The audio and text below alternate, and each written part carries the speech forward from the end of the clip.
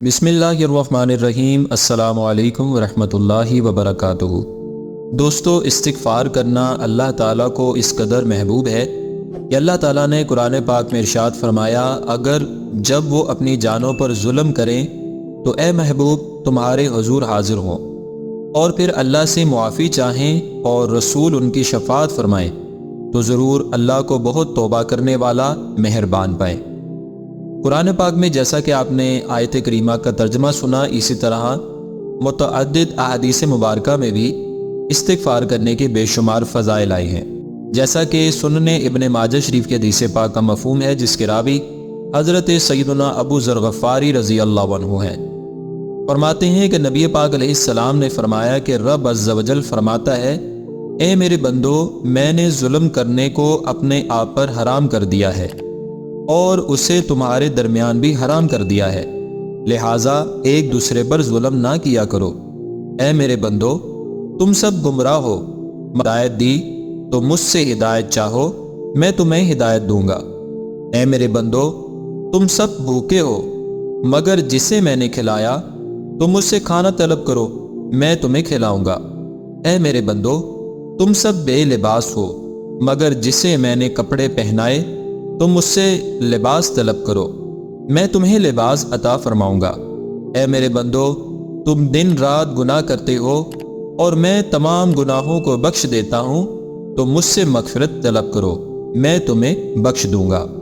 एक रिवायत में है कि रसूलुल्लाह सल्लल्लाहु अलैहि वसल्लम ने फरमाया कि अल्लाह तबारक व तआला फरमाता है, ए मेरे बंदो,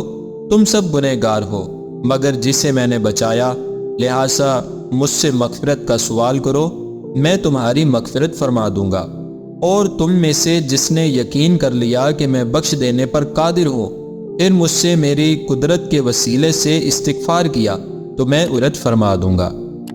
इसी तरह एक और हदीस पाक में है, जिसके रावी हज़रत अबू हुरैरा रज़ी अल्लाह अन्हु हैं।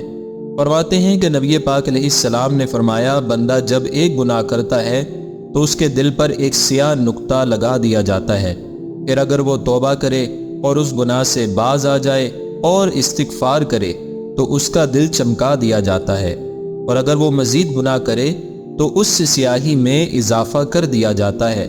यहाँ तक कि उसके दिल पर गिलाफ़ आ जाता है। ये वही जंग है जिसे अल्लाह ताला कुरान पाक में यूँ इरशाद फरमाता है, कोई नहीं बल्कि उनके दिलों पर जंग चढ़ा दिया है उनकी कमाई ने। एक हदीस पाक में हज़रत अनस रज़ी अल्लाह अन्हु से रिवायत है, जिसमें नबी पाक अलैहिस्सलाम फरमाते हैं कि बेशक तांबे की तरह दिलों को भी जंग लग जाता है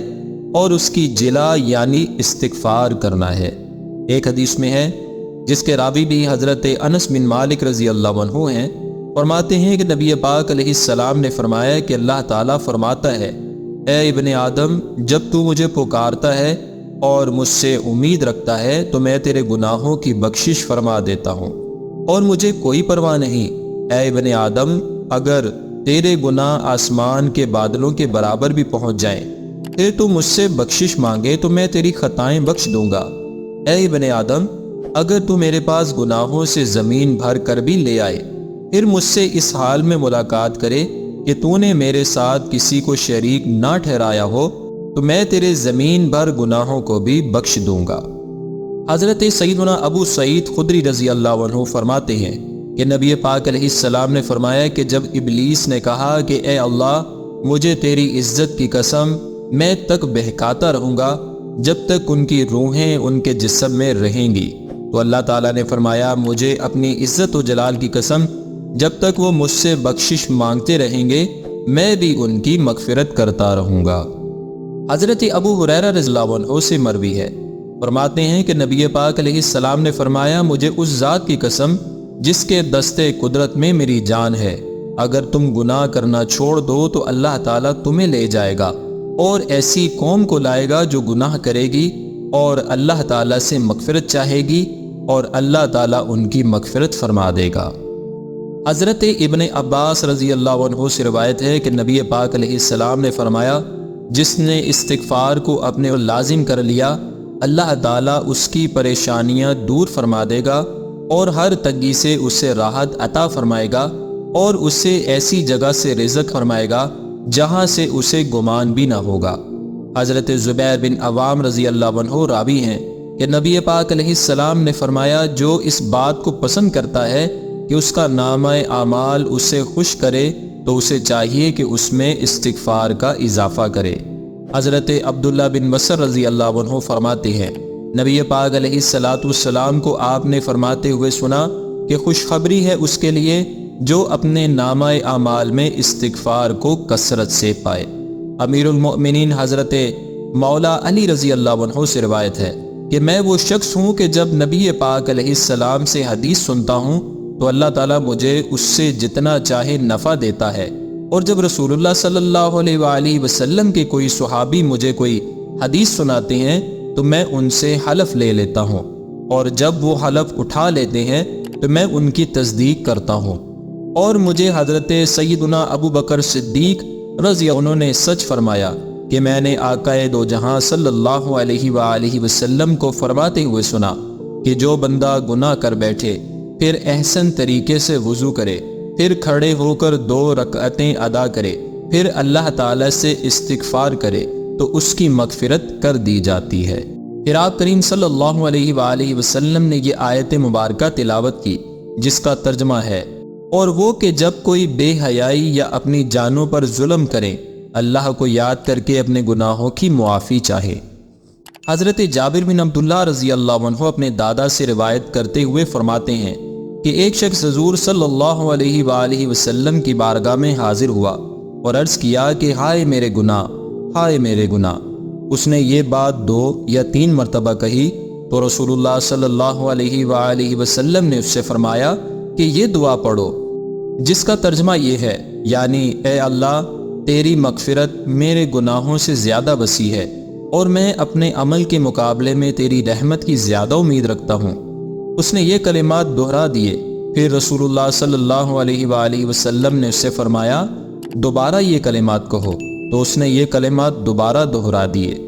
پھر رسول اللہ صلی اللہ علیہ وآلہ وسلم نے اس سے فرمایا دہراؤ، اس نے پھر دہرا دیے،